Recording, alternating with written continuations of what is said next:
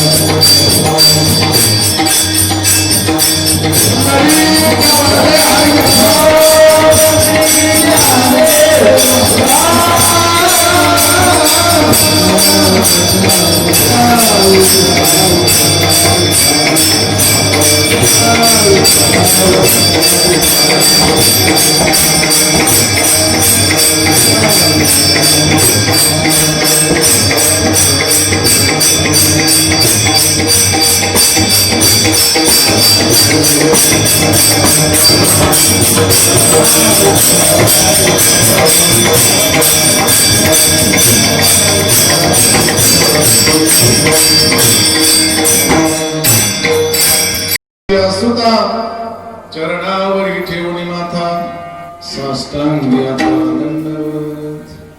दुसरी बंधू सारदा, जे चतुराननाची आत्मजा, वाचिती पाविजे सहजा, तिच्या चरणवोदा दंडवत. आता बंधू देव ब्राह्मण, ज्यांचे पुण्य पावन, प्रसन्न होऊन श्रोते जन, त्या माझे नमन दंडवत.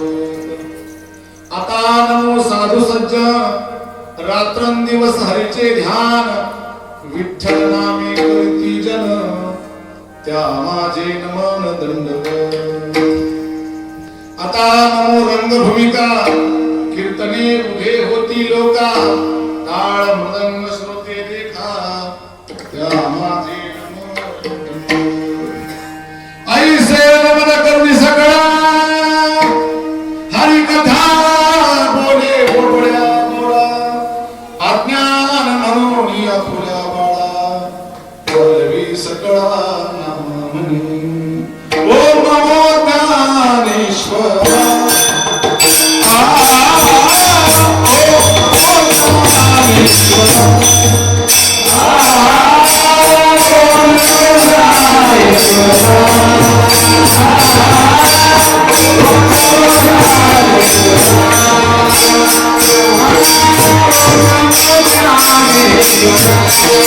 Ah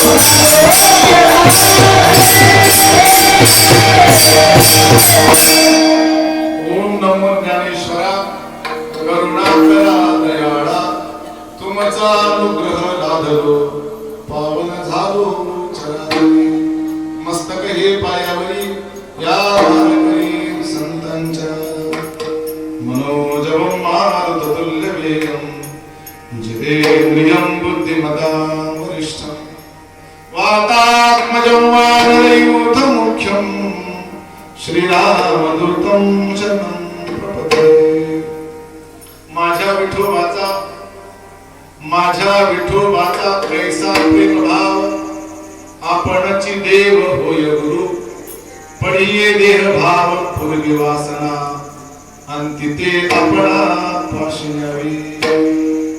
प्राप्त प्रसंगी कीर्तन रूपी सेवकांनी निवडलेला अभंग महान भगवत भक्त पंचम वेदाचे निर्माते जगद्गुरु तुकोबा यांचा अगदी सर्वांच्या पाठांतरित असलेला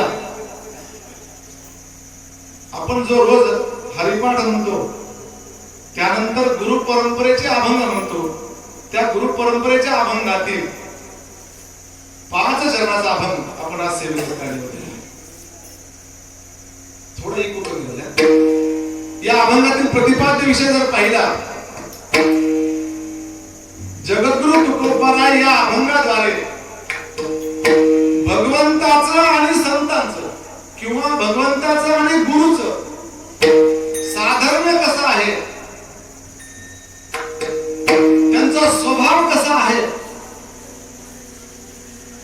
आणि देव आपल्या भक्तासाठी काय करू शकतो याचं एकंदर वर्णन या अभंगातून जगद्गुरु तुकोबांनी केलं आहे. शब्दशः आता जर पाहिलं तर माझ्या विठोबाचा कैसा प्रेम भाव काय करतो तर आपणची देव होय गुरु आपणच देव होतो आपणच गुरु होतो असा माझ्या या विठोबाचा प्रेम भाव आहे. माझ्या भक्ताची जी वासना असेल देहाची वासना ती प्रसंगी आमचा विठोबा काय करतो पडिये देहभाव पूर्वी वासना एवढ्यावर थांबत नाही माझा देव तर तो अंतिते आपणा म्हणजे त्याला मोक्ष स्वरूप नव्हे त्याला देवत्व प्राप्त करून देतो. कसा प्राप्त करून देतो तर त्याच्या आयुष्यामध्ये मागे पुढे सतत तो सांभाळ करीत काय असतो अखंडित उभा असतो. मागे पुढे उभा राहे सांभाळीत कशासाठी त्याच्यावर एखादा आघात आला आलिया आघात निवारावे. चौथ्या चरणामध्ये काय सांगितलं योगक्षेम त्याचे जाणे जड भारी वाटदारी करी धरुनिया. त्याच्या जीवनामध्ये आलेला प्रत्येक योग असेल त्याच्या जीवनामध्ये आलेला प्रत्येक क्षेम असेल त्याची जबाबदारी स्वतः माझा विठोबा घेऊन काय करतो तर तू असं चाललास का नाही, तुझा योगक्षेम जर चांगला करायचा असेल तर या वाटेने तुला गेलं पाहिजे. स्वतः हाताला धरून माझा विठोबा वाट दाखवतो.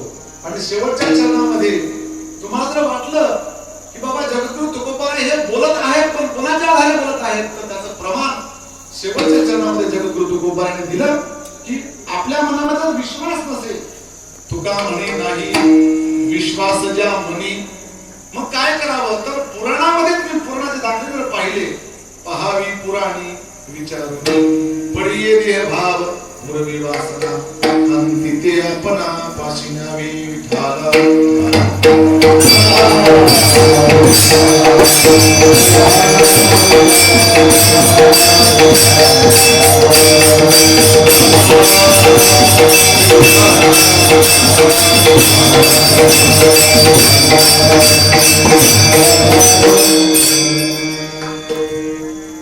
दरवर्षीप्रमाणे चालत आलेला हा अखंड हरिनाम सप्ताह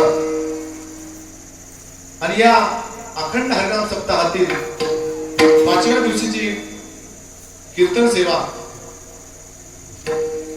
परमस्नेही असणारे हरिभक्तपरायण संभाजी महाराज शेळके, त्याचबरोबर या सर्व अखंड हरिनाम सप्ताहाचे आयोजक समस्त गावकरी मंडळी यांच्या परमस्नेहातून परम कृपेने आजची ही 5व्या दिवसाची कीर्तन सेवा, आणि मला वाटतं वर्ष सुद्धा हे 5वंच आहे.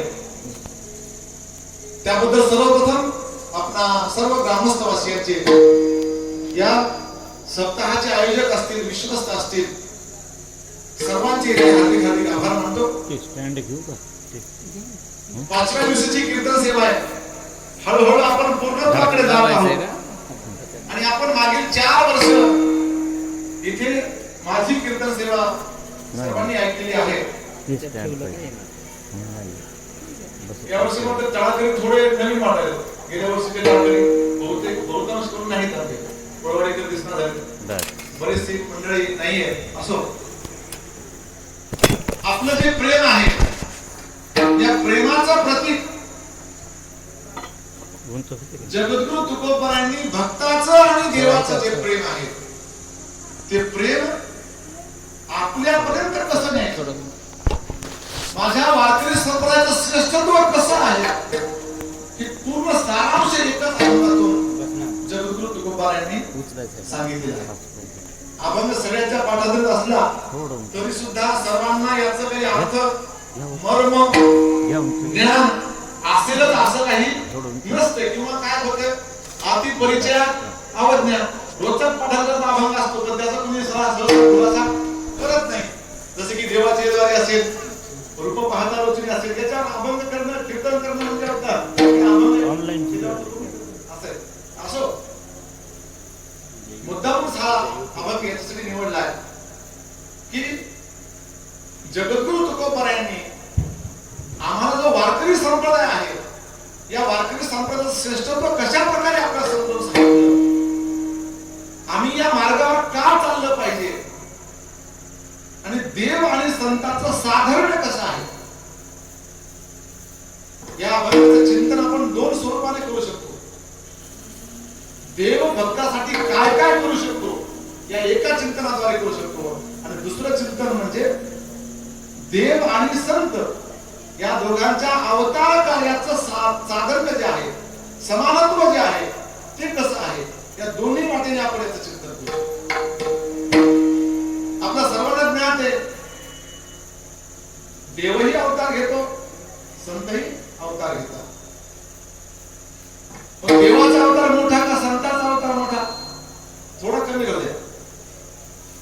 महाराजांनी बरोबर उत्तर दिले आहे की संतांचा अवतार मोठा, मग देवाचा छोटा असं म्हणावं का? नाही. कारण काय आहे,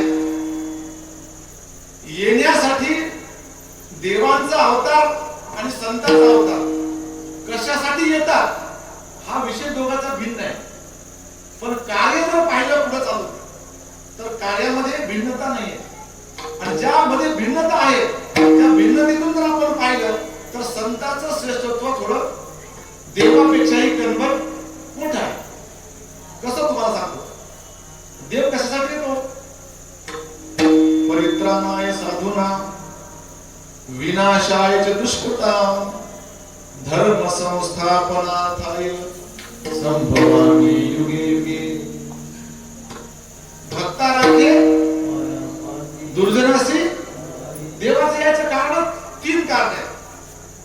भक्ताला पायापाशी राखायचं, दुर्जनाशी संवादी आणि धर्म संस्थापना असे 3 महत्वाचे कार्य आहेत. मग संतांनी येऊन काय केलं? मग संतांना अवतारच का घ्यावा लागला?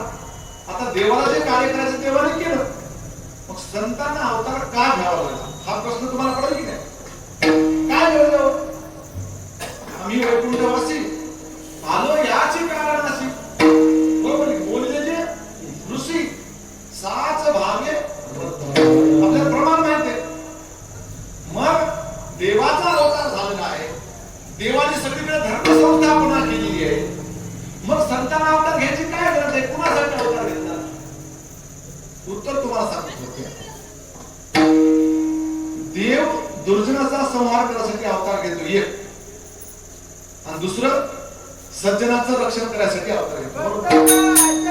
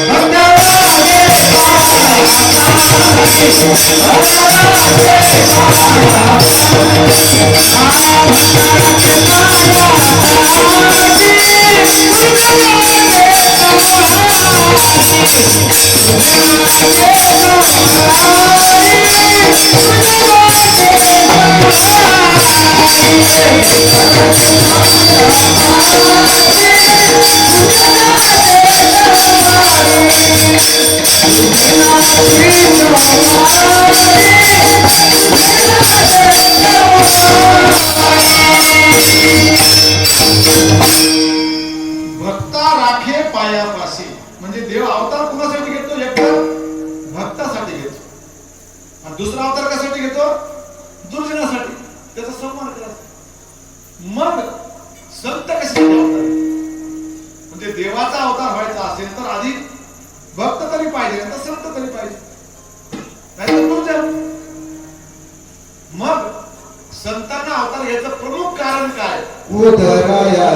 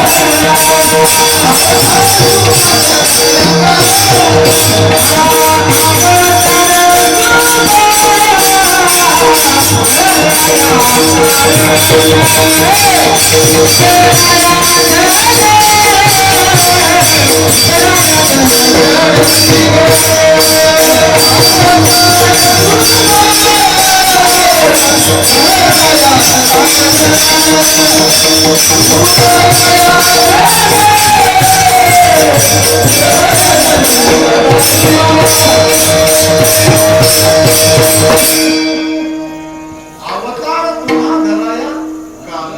काय कारण आहे तर उद्धराचे जन जड जीव. महाराजांनी बरोबर प्रमाण दिलंय. तरी पण माझा प्रश्न असा आहे की आपण स्वतःला काय म्हणतो. आता मी स्वतः, तुमचं तर विचारत राहा, मी स्वतः दुर्जन आहे का सज्जन आहे? विचार करून बघा. आज कीर्तना सगळे आपण उपस्थित आहोत. जे जे दुर्जन आहेत त्यांनी हात वर करा. दुर्जन आहेत त्यांनी हात वर करा ना. कोणीतरी केला का? बरं ठीक आहे, मग दुर्जन आहे. सज्जन कोण कोण आहे त्यांनी हात वर करा. खरा जो सज्जन असतो त्याला हात वरच करूच नाही खरं तर. तरी पण मला हे सांगायचंय की जे दुर्जनही नाही आणि जे सज्जनही नाही त्याच्यासाठी संताचा अवतार विठ्ठल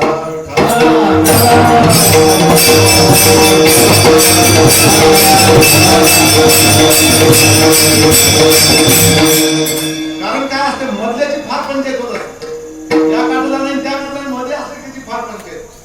आणि सगळा समाज जर पाहिला कीर्तनकारा सगळं तर आपण कुठले इधर नवगड बस मध्येच आहे. मग यांच्यासाठीच संतांनी अवतार घेतला. उद्धरावे जन, जनामध्ये आपण आलो. कारण जे कीर्तनाला नाही त्याचा काही संबंध नाही. जे कीर्तनाला यायचा विषय राहिला त्याच्यापेक्षा उद्धार बोलतात त्यांचा विषय नाही. मग जे कीर्तनाला येतात त्यांचा उद्धार तर झाला पाहिजे की नाही. म्हणून संतांचा अवतार या उद्धरावे जन. जड, जड म्हणजे चालविली जड भिंती सगळ्यांना माहिती आहे. आता जीव, जीव म्हणजे कोणत्या जीवाचा उद्धार? रेड, रेड्याचा उद्धार झाला की नाही?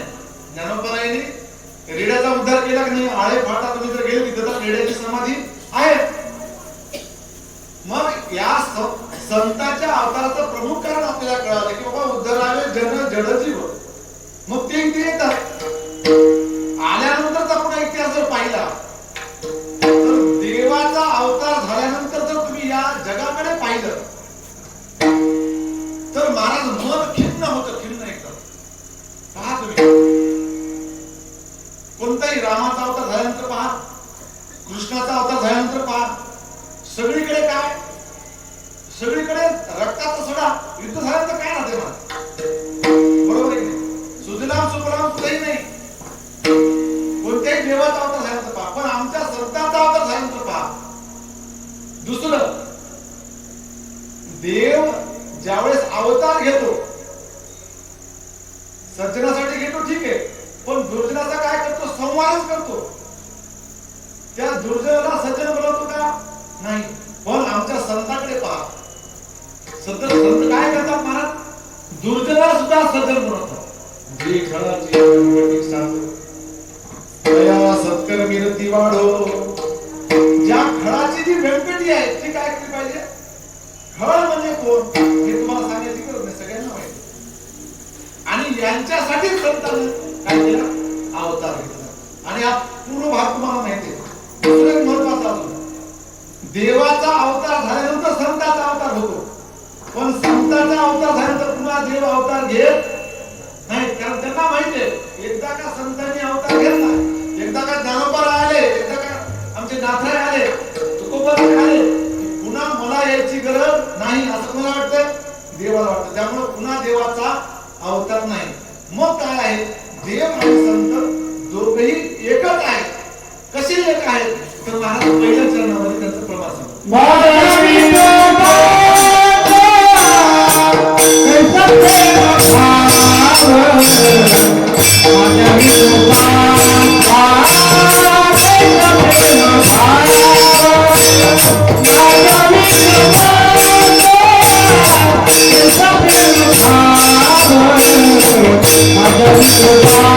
Bye.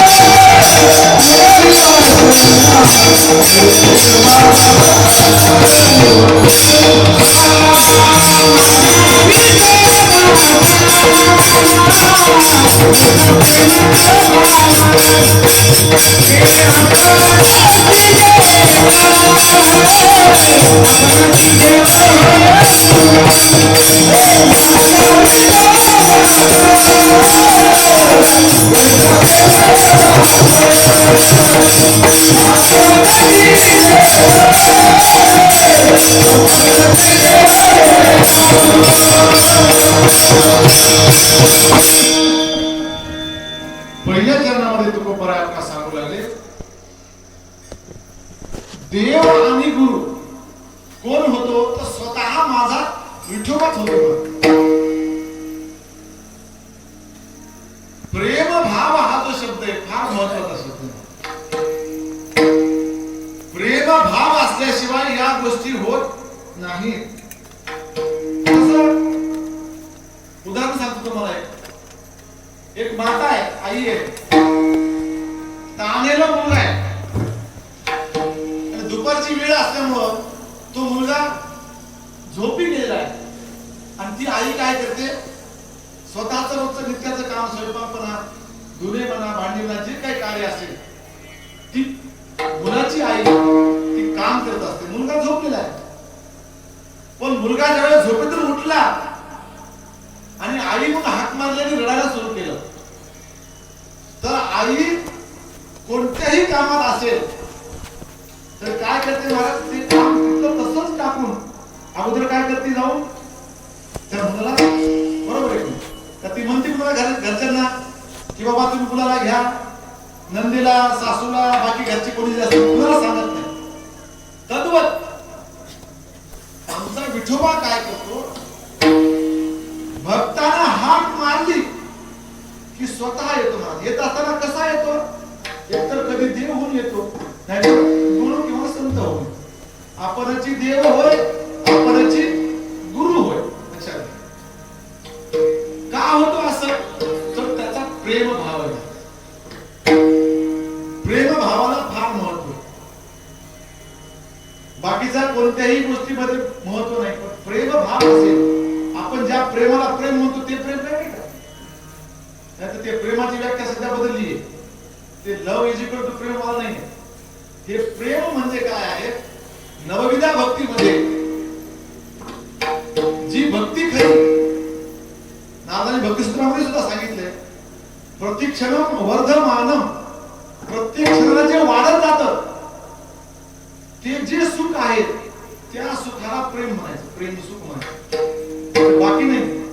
आपण ज्याला सुख म्हणतो, प्रेम म्हणतो, ते प्रेम सतत वाढत नाही, ते उलट काय होतं, कमी कमी होत जाते महाराज. कोणतंही उदाहरण घ्या तुम्ही, एखादी गोष्ट प्राप्त व्हावी म्हणून आपण आटापिटा केला, त्याच्या पुढे जाऊन सांगायचं म्हटलं, एखादी मोठी गोष्ट प्राप्त व्हावी म्हणून आपण जर कार्य केलं असेल, ती मोठी गोष्ट आपल्याला साध्य जरी झाली, पण एखादी लहान गोष्ट नाही म्हणून आपल्याला दुःख होतं महाराज. किंवा त्या मोठ्या गोष्टीचं जे सुख आहे, ते सुख त्या लहान गोष्टीमधून वजा होतं. कसं बघू तुम्हाला सांगतो. कष्ट करून पै पैसा साठवून महाराज 15 लाख रुपयाची गाडी घेतली. किती रुपयाची घेतली? 15 लाख रुपयाची गाडी घेतली. गाडी घेतली, घरी आणली. घरी आल्यानंतर त्याला पूजा केली, छान मोठे मोठे हार आणले महाराज. त्या गाडीची पूजा झाली. सगळे घरचे लोक चला म्हणजे आता पंढरपूरला जाऊन येऊ, माळकरी कुटुंब आहे, पंढरपूरला जाऊन आले. सगळ्यांनी आनंद घेतला. दुसरीची गाडी घरी आली. घरी आल्यानंतर गाडी घरी समोर आली. आता सरांचं घर आहे, गाडी समोर आली.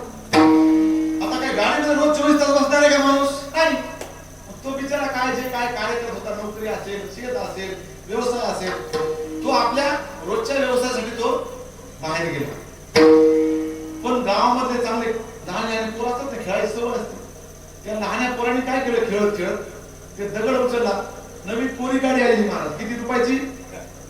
हा, सांगायचं किंमत कमी होते तर. मग तेवढी गाडी आलेली. या पोरांनी काय केलं, छोटा दगड घेतला, कार दगड एकदम. कार म्हणजे माहिती ना, आणि त्या कार दगडानं काय केलं, स्वतःचं नाव लिहून टाकलं त्याच्यावर.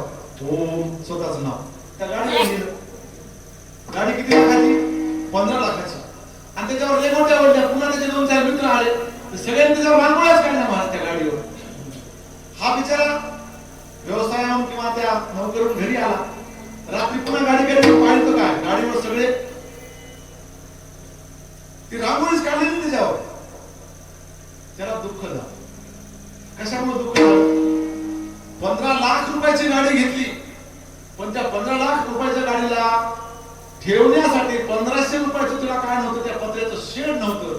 म्हणून तेवढ्या 15 लाखाचं सुख 1500 रुपयाच्या शेडनं उद्ध्वस्त करून टाकलं. विठाल विठाल.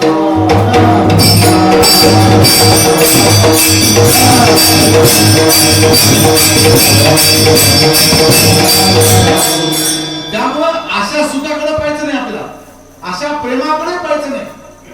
जो प्रेमभाव असतो भक्तांचा आणि देवाचा, जो संबंध आहे महाराज, देव का येतो?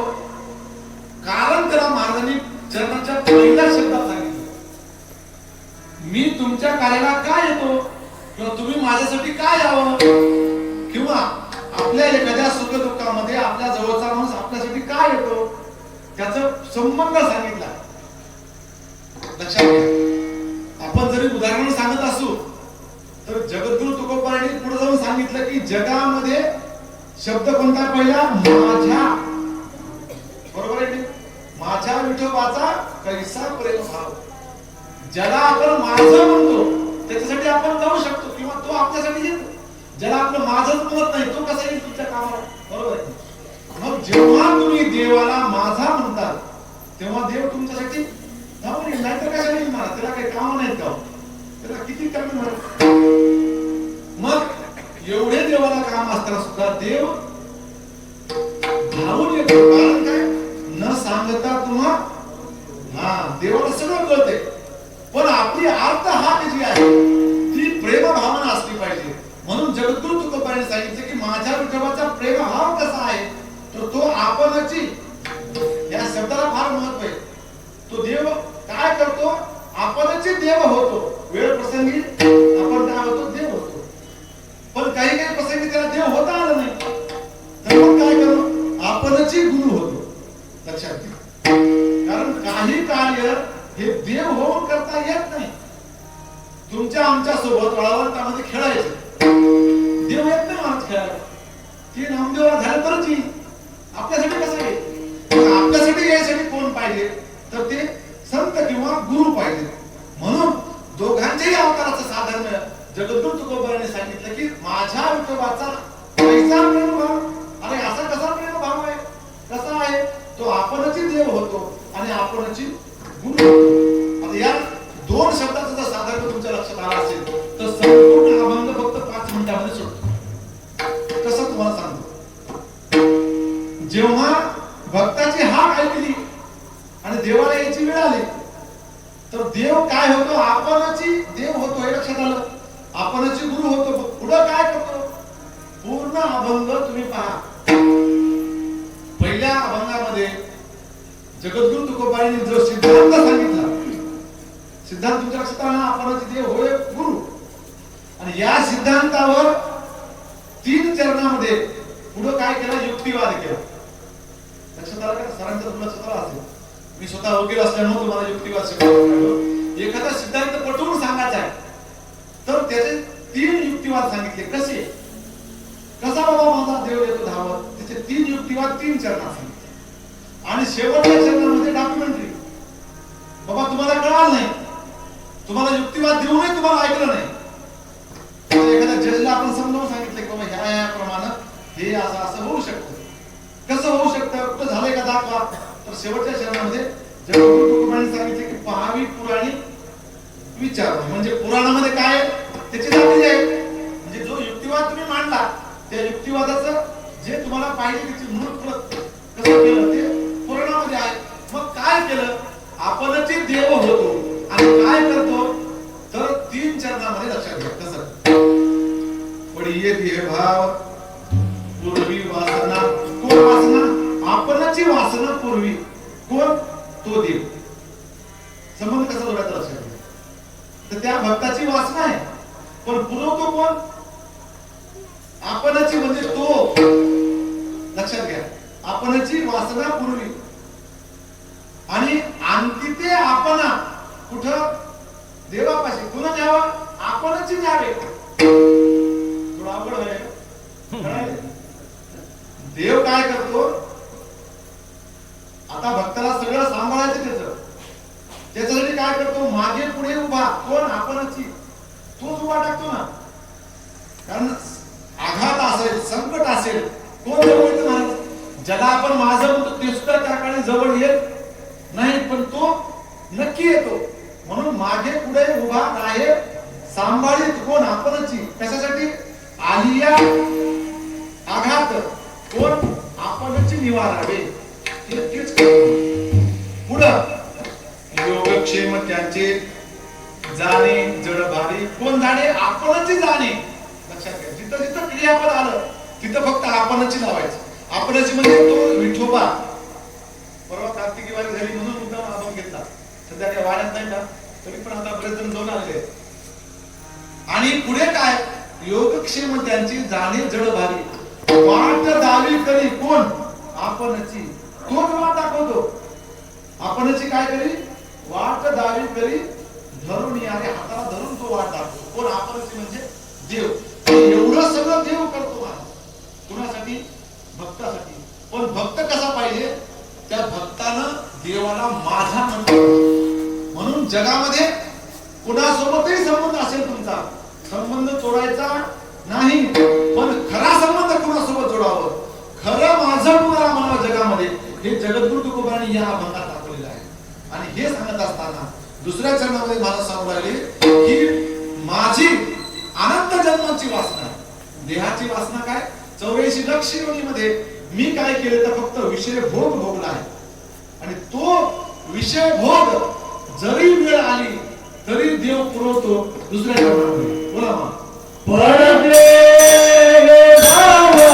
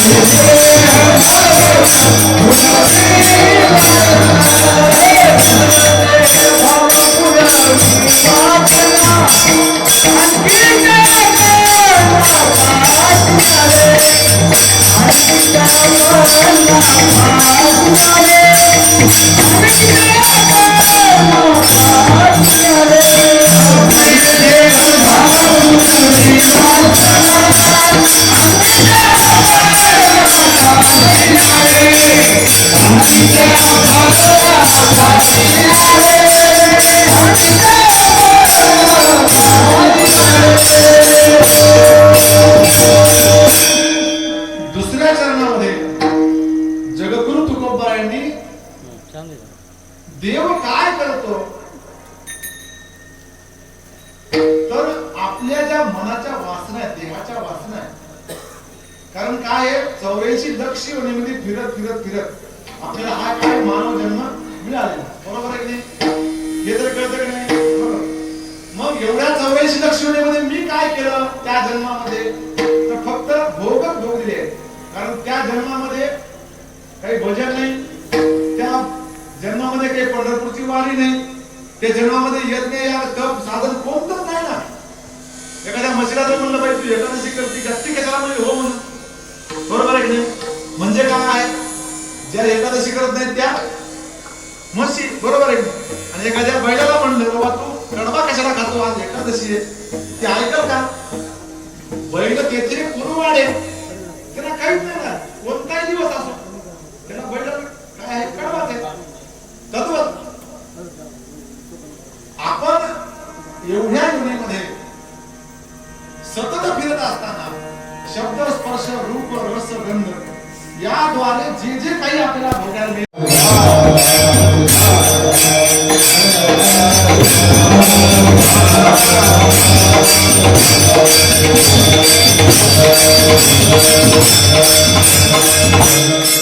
आणि हे पंचविषयाचं प्रत्येक योनीमध्ये आपण काय केलं, सेवन केलं, म्हणून आपल्याला देहाची जी वासना आहे ती या जन्मामध्ये आल्यावर सुद्धा ती पूर्वच वाटते ना. म्हणून देवाला माहिती आहे की बाबा अशी जर वेळ आली तर ही सुद्धा पूर्वाची आपली क्षमता आहे. आणि तद्वत आमच्या देवाने विठोबाने काय केलं तर देहाची वासना प्रत्येक अवतारामध्ये त्या भक्तांची पुरवली आहे. आणि एवढी वासना पुरवून थांबले नाही तर अंती ते आपणापाशी न्यावे. तुम्हाला माहित असेल रामाचं आणि रावणाचं युद्ध झालं. राम आणि रावणाचं युद्ध झाल्यानंतर रावणाची जी प्राणज्योत आहे ती प्राणज्योत रामामध्ये विलीन झाली. कारण काय, नंतरचं जे एकत्व आहे, कारण त्यांनी मुद्दामूनच विरोध कशासाठी केला होता की मला मोक्ष मिळावा आणि देवाचं देवत्व प्राप्त व्हावं. आता रावण काय साधा होता, आपल्यासारखा थोडाच वेळा होता कुणासोबत भांडणं करणार. त्याच्याकडे काही पटराण्या कमी होत्या का, ती पण काही कमतरता नव्हती. घरकडे सिद्धीला पाहून राहणार त्यांनी सगळं सुनियोजित केलं होतं. का केलं होतं तर आपल्याला तिथे त्या देवाजवळ जाता यावं. आणि हे करत असताना माझा विठोबा असेल, माझा प्रेमभाव जर खरा असेल तर निश्चितच देव येतो आणि माझ्या देहाची वासना तो देव पुरवितो. याचा अजूनही दाखला तिसऱ्या चरणामध्ये मागे पुढे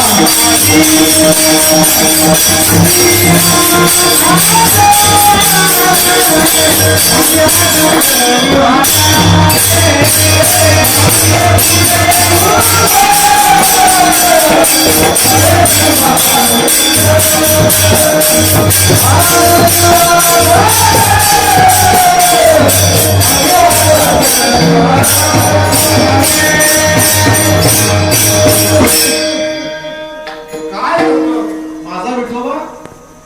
मागे पुढे उभा राहे सांभाळीत, किंवा आधी या आघात निवारण. कसला जरी माझ्या भक्ताला आघात आला तर देव काय करतो? तो निवारण करण्याचा प्रयत्न करतो. कशामुळं? तर तो मागे आणि पुढे अखंडित काय उभा आहे. मागे आणि पुढे. उजव्या डाव्या बाजूला कोण आहे? मग दोन्हीकडे तोच आहे ना.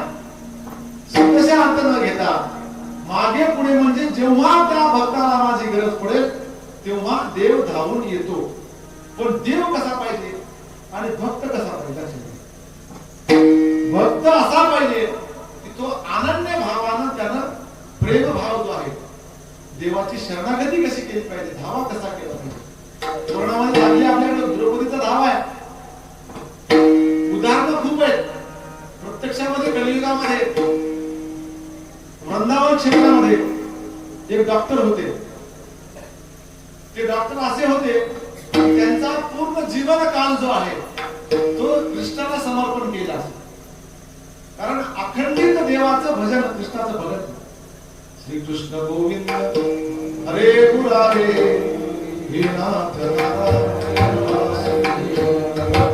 दामोदर विश्वनाथ कुंद विष्णू भगवंत. सतत कृष्ण चिंतन करून ते करत असताना त्यांनी जीवन समर्पित देवाला कसं केलं. रोज डॉक्टरची जी प्रॅक्टिस असते ना, दवाखाना, ते चालवत असताना त्यांनी सांगितलं त्याच्या धर्मपत्नीला की तुला काय पाहिजे ते मला सकाळी तू सांगत जा.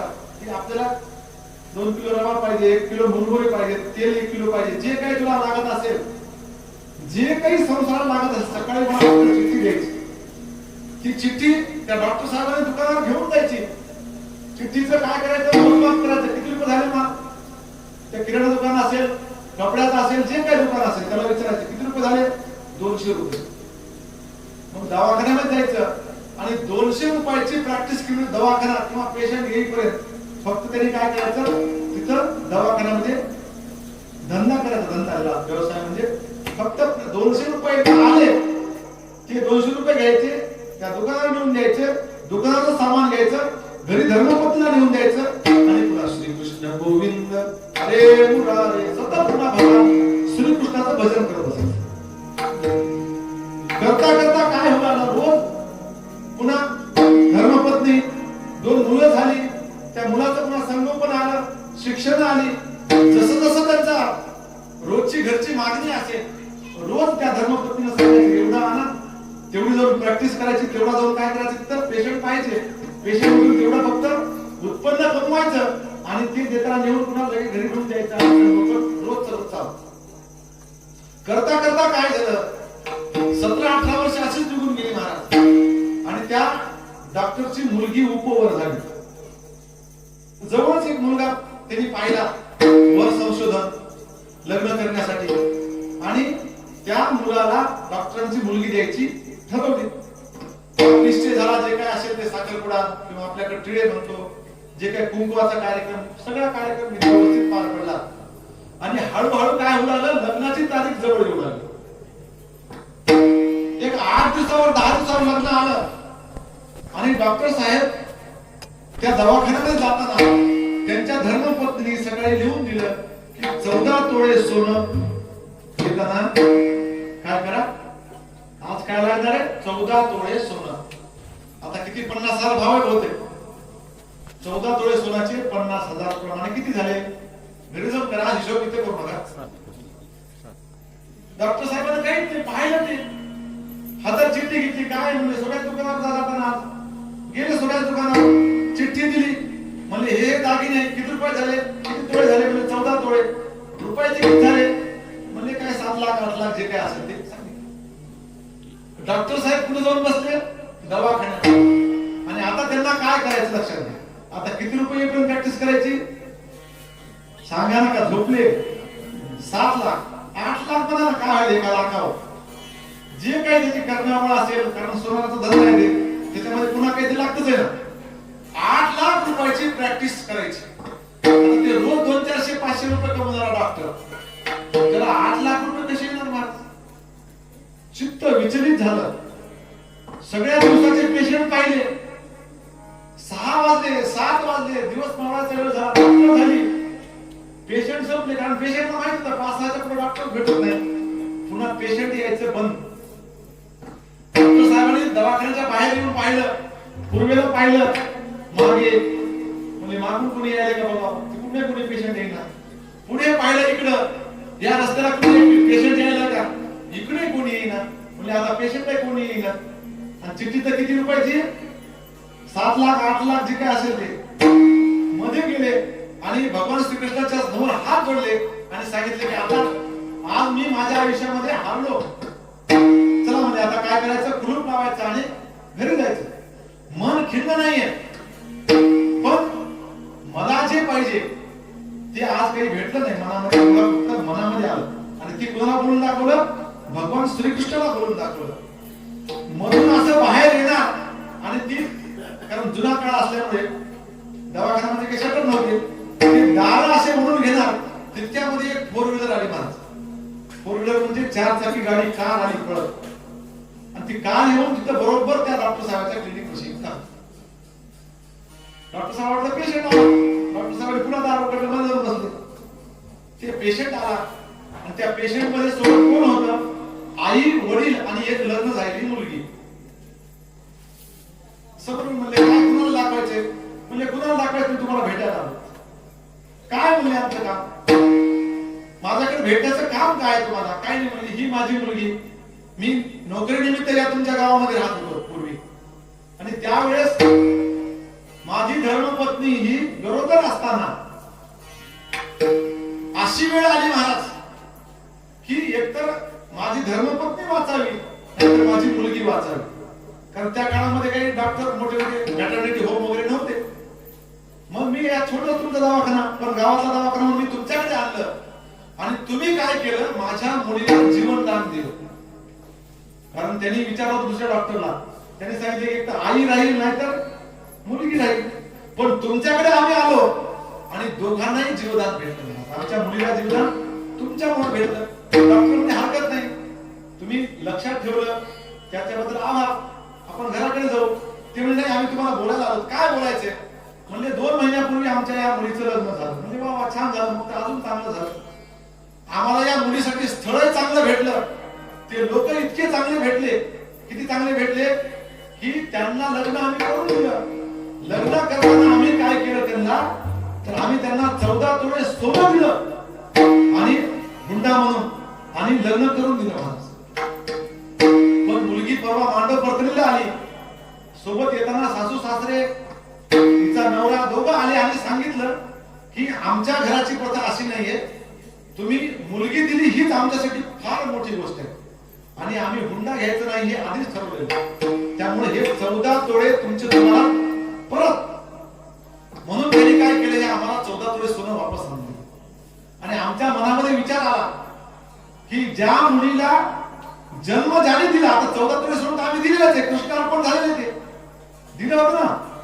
जावयाला दिलेली पुन्हा रक्कम वापस घ्यावी का, घेऊ नये. मग आम्ही विचार केला, ते तर ऐक ना. मग आमच्या डोक्यामध्ये विचार आला की ज्यांच्यामुळे माझ्या मुलीला जीवदान भेटलं त्या माणसाला मी काय करायला पाहिजे, हे 14 तोळे घेऊन द्यायला पाहिजे. आणि मी हे तुम्हाला 14 तोळे सोनं द्यायला आलो. त्यांनी ती 14 तोळ्याची जी पेटी होती सोन्याची, त्याला डॉक्टर साहेबांच्या हातामध्ये ठेवली आणि डॉक्टर साहेबांच्या डोळ्यातून जे आश्चर्य सुद्धा असेल महाराज, मागे पुढे उभा. अरे देव जर तुमच्या मागे पुढे उभा टाकायचा असेल तर श्रद्धा कशी असली पाहिजे तर त्या डॉक्टर सारखी असली पाहिजे. विठ्ठल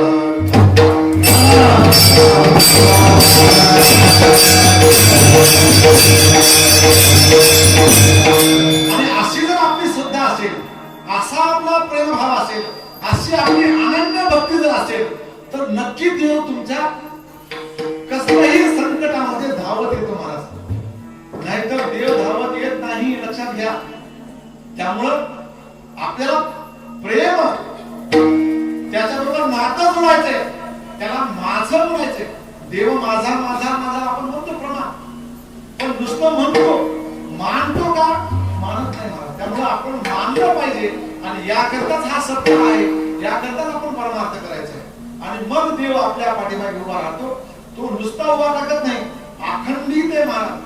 कधीही तुम्ही हाक मारा, अशा भक्तांना कधीही हाक मारा. देव कसा आहे, वाट पाही उभा, भेटीची आवडी अशा भक्तासाठी तो वाट पाहतो महाराज. आणि अशी वाट पाहणारा देव जर असेल तर त्याचा योगक्षेम सुद्धा देव चालवतो. ते चौथ्या चरणामध्ये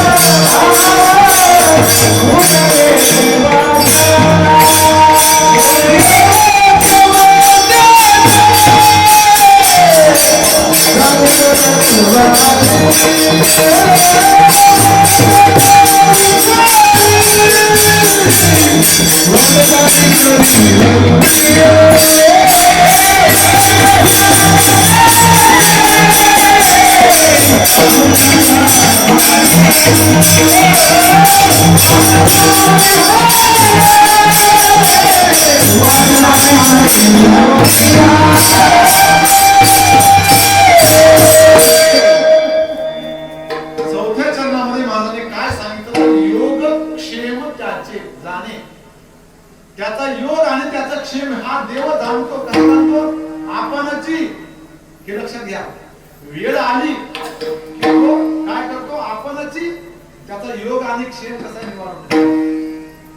कसं तुम्हाला सांगतो? योग म्हणजे काय, क्षेम म्हणजे काय तुम्ही ऐकलं असेल. एखादी गोष्ट आपल्या जीवनामध्ये घडावी त्याला म्हणायचं योग, आणि ती निरंतर आपल्याकडे टिकून राहावी त्याला म्हणायचं क्षेम.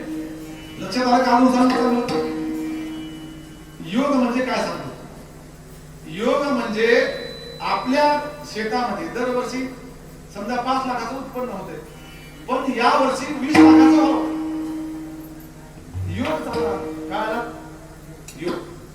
गेल्या वर्षी काय झालं? आमच्याकडे एका शेतकऱ्यांनी, 14 जण शेतकरी होते, चांगले 100 क्विंटल सोयाबीन जपून ठेवलं. जपून ठेवल्यावर काय झालं? भाव आला चांगला, 9-10 हजार रुपये भाव आला, 10,000 रुपये. मग त्यांनी विचार केला आता इथं कशाला ठेवायचे, चांगलं त्या टीना मिलला नेऊन आलो.